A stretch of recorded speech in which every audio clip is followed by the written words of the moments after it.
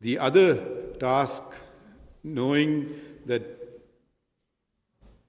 the Federal Judicial Academy needs constant involvement if you want to make it a success, I read the statute carefully and discovered Section 8, which enabled the appointment of an expert advisor, and to ensure that the Federal Judicial Academy does not only deliver, but I am constantly kept in touch with it, I suggested the name of one of our own, Justice Syed Mansoor Ali Shah, as the expert advisor under Section 8 of the statute, and he was unanimously approved by the board.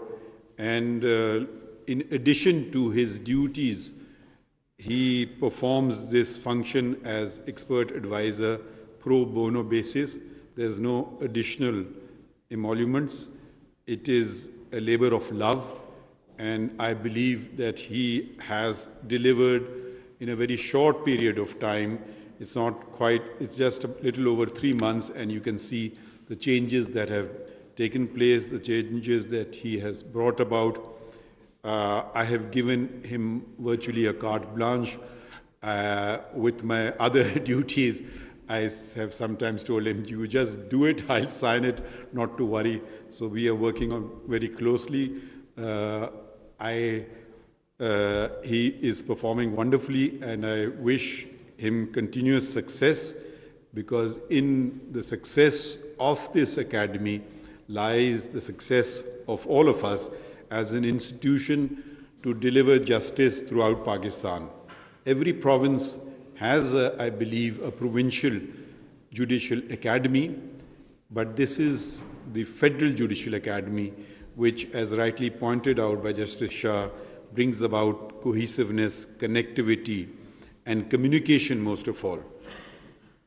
I am very pleased to know that for the very first time, the court staff, we don't quite give them the importance that they deserve, and we don't quite acknowledge the work they do.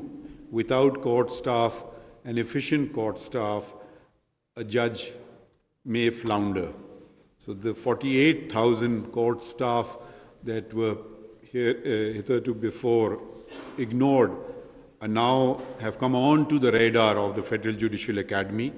And I would suggest to the Chief Justices of the provinces and the Islamabad Capital Territory as well to ensure that they also receive the requisite training in their academies, and they can maybe copy what has been done at the Federal Judicial Academy and add to it with regard to their own particular requirements. Then we have 3,200 judges throughout Pakistan in the district judiciary, of which a sizable number, I'm happy to note, 500 are ladies, and they also require training from time to time. There is training at the provincial level, but the federal level training not only brings everyone together, brings Pakistan together, unifies the country, unifies the judiciary, but they also share valuable experiences with each other. There are variations, some local things which are not quite known even within the province. For instance, a district office judge or a judge in Karachi would not know anything about a preemption suit. So there are many things which even within the province you don't know, each other provinces you don't know. So it's a good place to share ideas, to bring everyone together. The Justice Mansoor Ali Shah has made certain suggestions that the Honorable Chief Justices of the provinces in Islamabad Capital Territory may follow, and I, as Chairman of the Federal Judicial Academy, will certainly propose this in a meeting in which all the Chief Justices are members, and I'm sure that they will want to assist, if I can speak on their behalf, in ensuring what the Federal Judicial Academy determines, in particular the manner of nominations. I'm pleased to note that it's merit-based, and that how the Federal Judicial Academy, don't want to, since the details have already been mentioned, I don't want to repeat those, and it will bring about necessary consistency, it will enhance public confidence. After all, the first place of interaction of a litigant is not with the High Court or with the Supreme Court, it is with the civil judge, with the judicial magistrate, and we want to make them to raise their status to a position where further appeals stop. If the quality of justice administered at the first tier is such that it is found not only acceptable, but peers and superiors consider the decision, then it reduces the burden on other courts higher up in the hierarchy. And this concept that has developed in the country of taking virtually every matter right up to the Supreme Court before one is satisfied must come to an end if we want the system to survive. We must also ensure that the frivolous kind of litigation or no consequence litigation, what do I have to lose to go to the Supreme Court? At the worst, my case will be dismissed. That should also be repelled, and costs, and where necessary, substantial costs should be imposed to discourage this kind of litigation where you think you do have nothing to lose. A tenant may say, okay, fine, I'll continue staying in the premises for another 20 years. Eventually, I will be told by the Supreme Court to leave the premises, but I still gain 20 years. Similarly, I'll continue breaching the contract I entered into. At the end, okay, what happens? The only way to stem this kind of frivolous litigation is the imposition of costs. Of course, these have to be done in a way which is uniform amongst all. It should not be too much of a variant. One judge does it, another judge doesn't do it, another judge imposes very heavy costs, and such and so forth. The structure of the Constitution that is set out, it is the higher courts which are the supervisors of the subordinate courts under Article 203, and the decisions of the higher courts are binding on all subordinate courts under Article 201. The similar provision that enables the decisions of the Supreme Court binding on all other courts is Article 189 of the Constitution. I am very happy to see that technology is being used. Technology has also been used, now is being used in the Supreme Court, in that the first case as Chief Justice that I presided over was the Supreme Court Practice and Procedure Act case. It's to determine its constitutionality, and that was broadcast live throughout Pakistan. When certain cases of public importance are broadcast live, it also is an educational tool.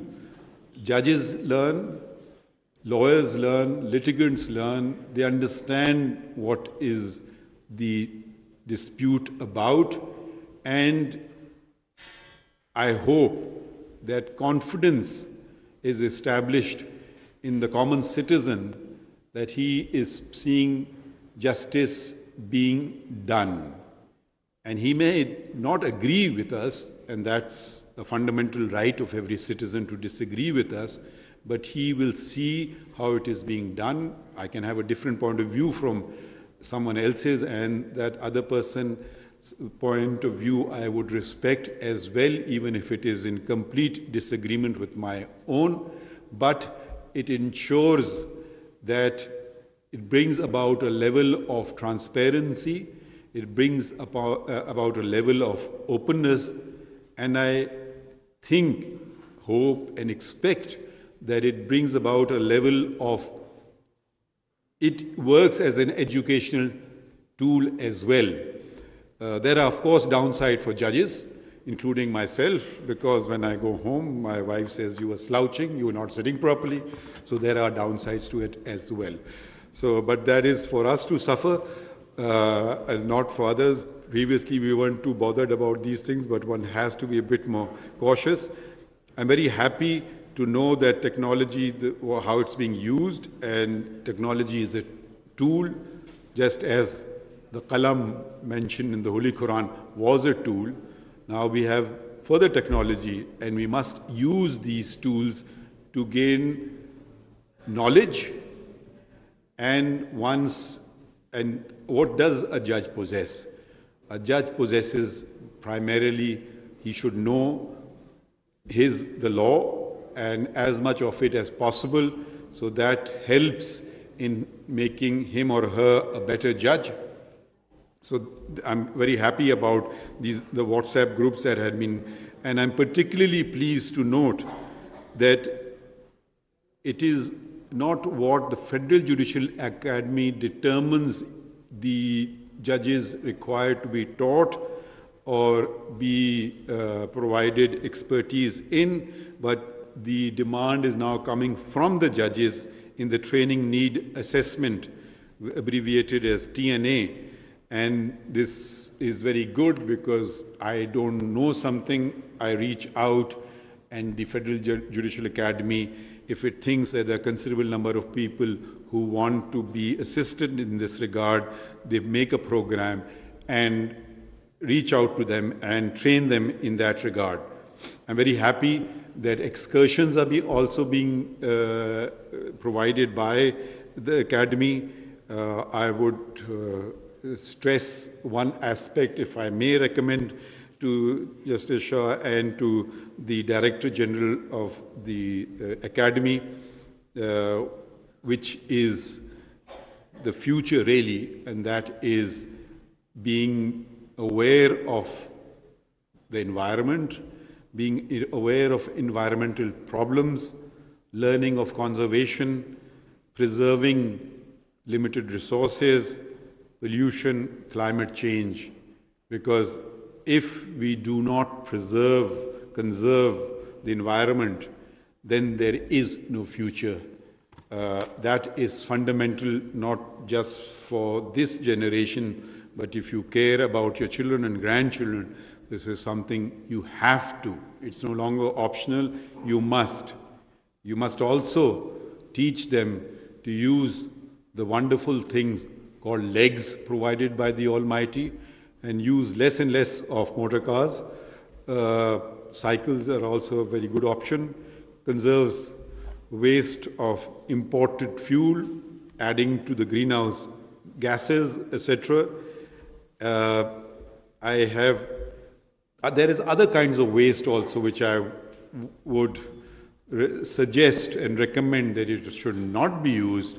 I saw plaques of, I had forbidden a plaque of mine being put up anywhere in Balochistan when I was Chief Justice Balochistan, and the Director General, I can direct not to put up any plaque with my name on it. So this is a complete waste of resources. If people have done something wonderful, the coming generations, their peers, will remember them in their hearts, and that's the best way to remember them, and not waste a piece of metal or paint and put it on a wall. That's not how we should be remembered. We should be remembered in what one writes, what one teaches, what one has, and what one has given to society. I think that is very important. In conclusion, I would thank the Federal Judicial Academy and the participants. Particularly, I believe that I'm also addressing the district judiciary throughout Pakistan, that we look to you. You should not look to us. We look to you to ensure that the public confidence in the judiciary is raised. People have confidence in court. We look to you to ensure fairness. We look to you to ensure that when two litigants come before you, you do not discriminate between them, you treat them equally. We look to you to ensure that all lawyers are treated with respect. Give respect, you get respect. We look to you to ensure that while senior counsel are given respect, juniors are assisted whenever they can be, and all these things is a fundamental feature of our faith, ikhlaq. Ikhlaq there must be in judges, and when there is in us, I'm confident that it will be reciprocated by the litigants and the lawyers.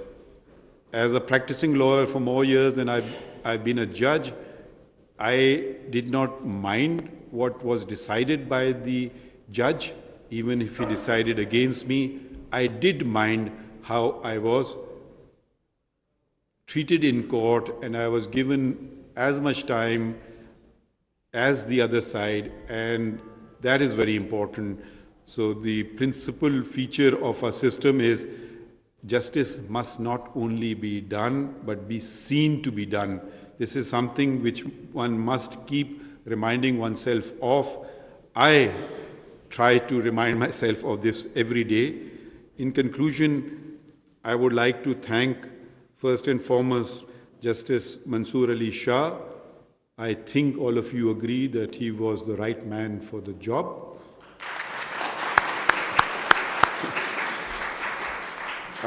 I would like to thank Hayat Ali Shah Sahab, the Director General of the Federal Judicial Academy.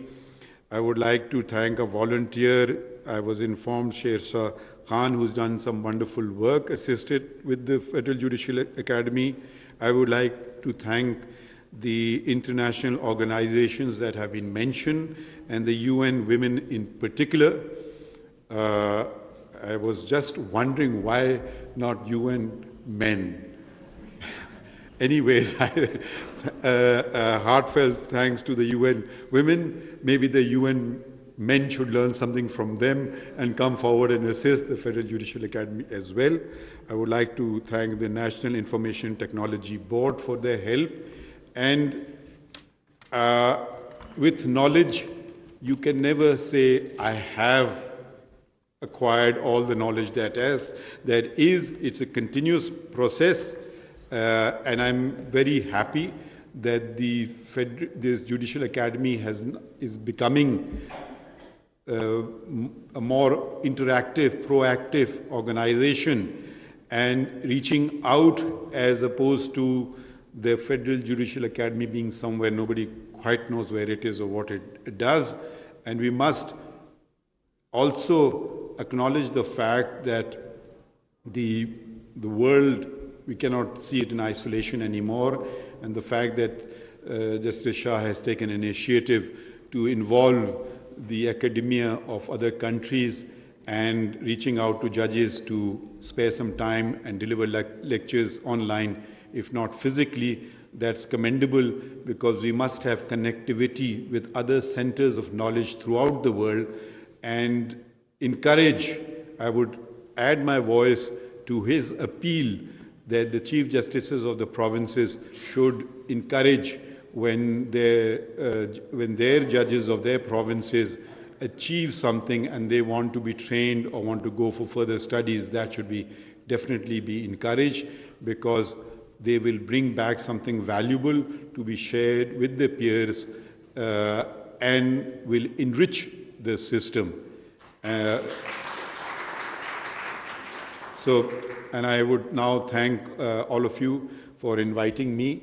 I did not quite do much other than preside over a board meeting. The other two board meetings that I presided over, and this I have, if you want to change the future, how do you do it simply? Educate people, assist them in attaining expertise in the relevant field. That's how you can change immediately the future. It can start immediately.